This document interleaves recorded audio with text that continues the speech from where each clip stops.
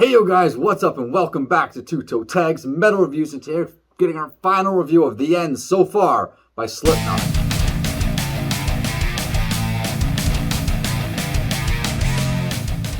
So we've spent the entire week listening to this album. Before we get started, we know a lot of you have questions about these masks. You're going to have to stay to the end of the video to find out the details. We will give them to you in this video, let you know where we got them and all that fun stuff. But without further ado, The End So Far. So, I feel like passing the floor off to you. I'm not quite ready to talk about it yet.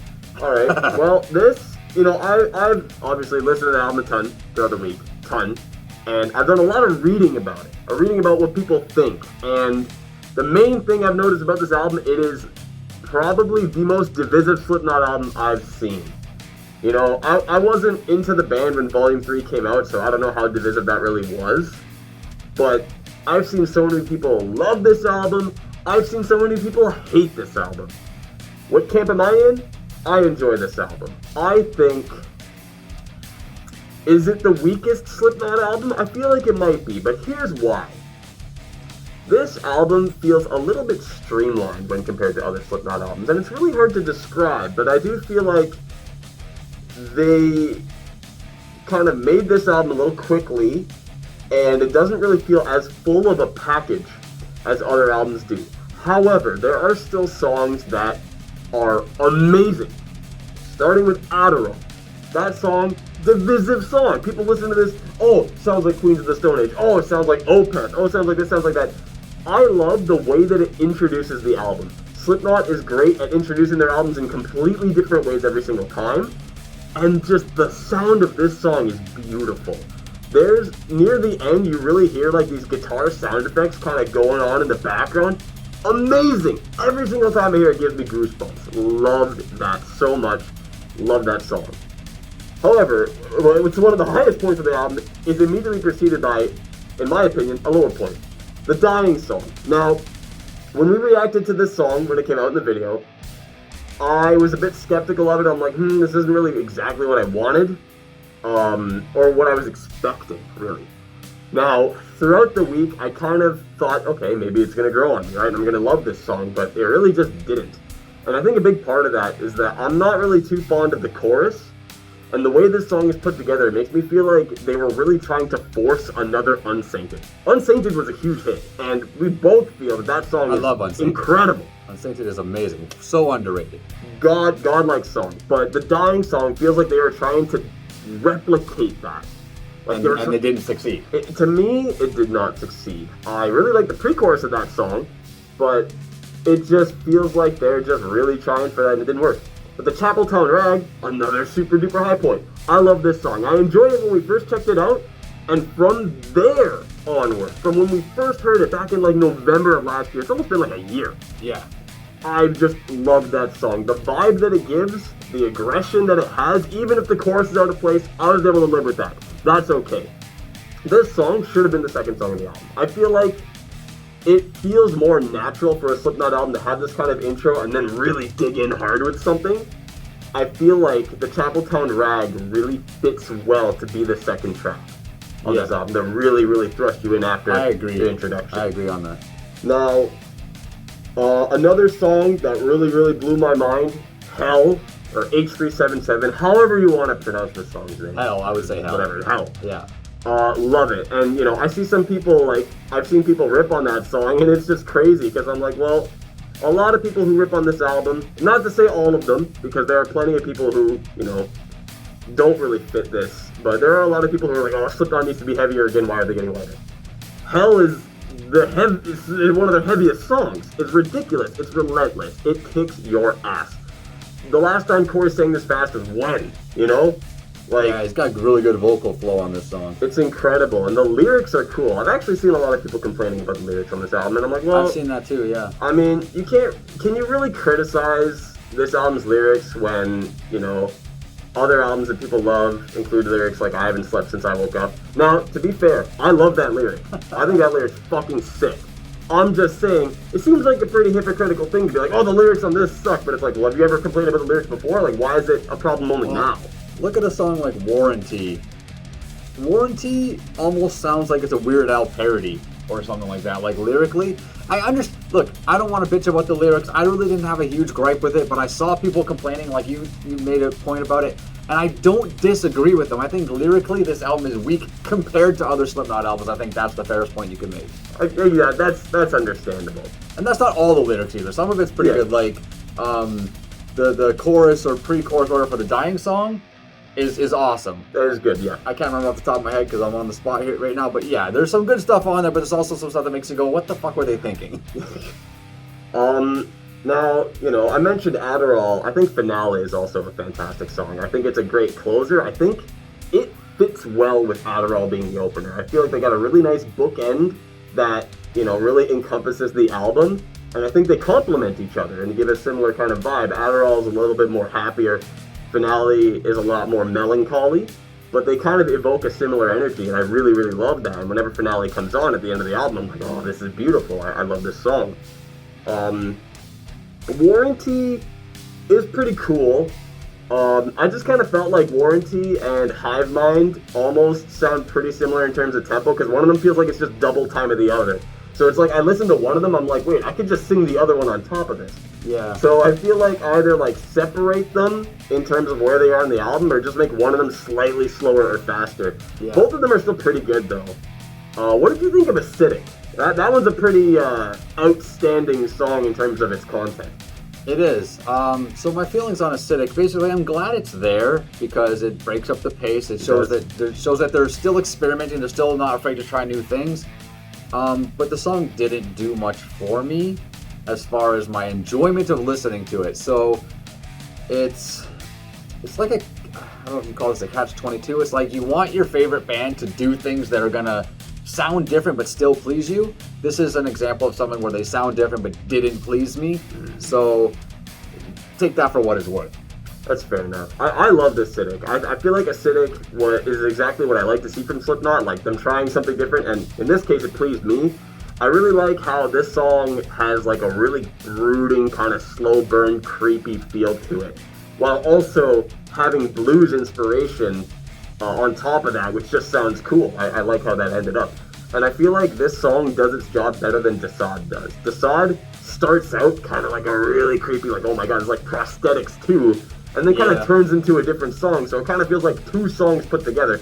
Not to say that it's necessarily bad, I just feel like it doesn't, like, it kind of presents one idea and then just 180 is like, oh, okay, the song is this. It's an interesting evolution.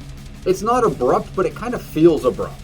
Yeah. It kind of feels like you're listening to it, and then all of a sudden it sounds like a different song. It really just starts in the intro with that bass line sounding creepy and then becoming melodic immediately. Well, for me, it's like when the solo section starts, which is like 2/3 through the song, or maybe even more than that. I feel like, is this solo part of the same song I was just listening to? Like, it almost doesn't fit, but it's still, they make it go together still. Mm-hmm. It's an odd one. But speaking of Desaad, I'm going to steal the floor a little bit here. I thought Desaad was one of the highlights of the album for me personally, and I felt like that would have probably been a really good closer. I don't hate Finale, but I think it's just a come and go song. It didn't do anything for me again.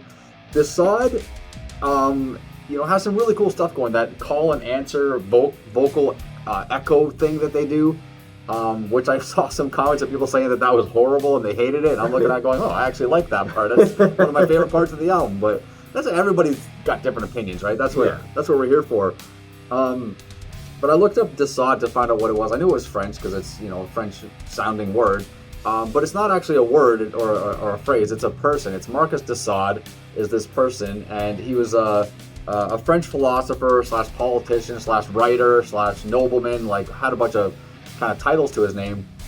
But from what I read just briefly, he's kind of the one who's accredited to, I guess, inventing sadism.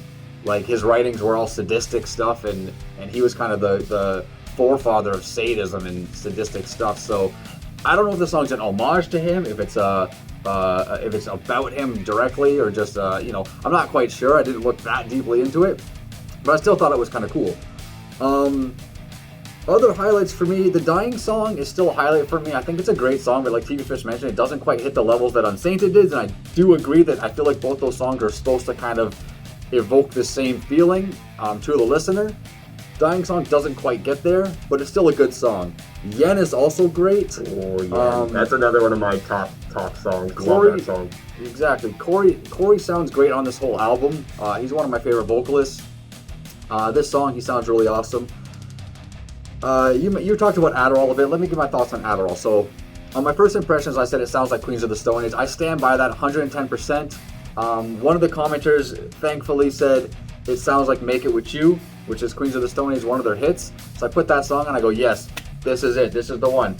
Now, it sounds like that song specifically, like rhythmically, beat-wise, but there's other things in there that sound like other Queen songs too, like certain vocal harmonies and rhythmic patterns and cadences and things like that. I just hear Queens in there a lot. Is that a bad thing? Yeah, it is for me. This is again another example similar to Acidic of Slipknot trying something new, but it doesn't pay off for me. Do I hate the song? No, I think it's fine, but I ended up skipping it several times throughout the week because I just didn't want to hear it. It's just not something I was into.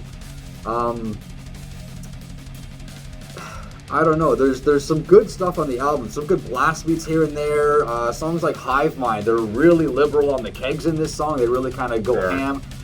Maybe to a fault though. It's like, are you overdoing it sometimes? Are you overcompensating for a lack of ideas to put in the song? I don't think so. I mean, you got 9 guys in the band. You'd think you'd have enough ideas to keep everything sounding fresh. One thing I want to mention is that there's a lot of features from Sid on this album. There are a lot of scratching solos. I thought that was really cool. I thought that was really cool too. That made it sound more old school to me. It made it sound more self-titled-ish, yeah. Right? That whole like DJ, the whole nu metal rap vibe in the thing. It just had that whole feel and vibe to it throughout the album.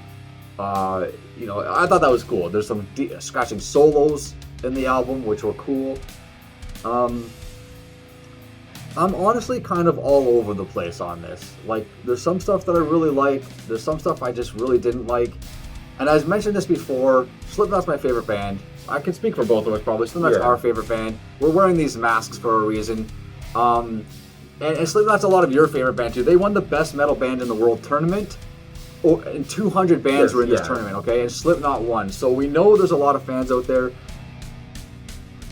Again, not speaking for both of us on this one, I hold this band to a super high standard. This one's going to be very hard for me to rate.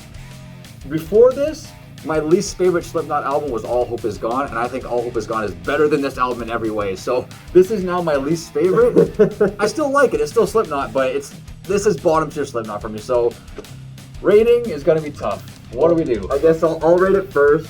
I agree that this is probably the weakest Slipknot album. However, it's still a Slipknot album. And the fact that literally half, 6 songs, 6 out of 12, to me are incredible, great songs that I love. And the other half are still good. Dying Song is okay, but that's just one thing. The rest of them are still good. Leads me to believe this is still a really strong album in its own regard. But like I said, the fact that half of it is sick is still a testament as to how strong this band is. And despite this album feeling like, it was a bit streamlined, this album not feeling like it's as a large, complete package of other albums, it still has the Slipknot touch, so it's going to get my toe tag. Wow. Was not expecting a toe tag.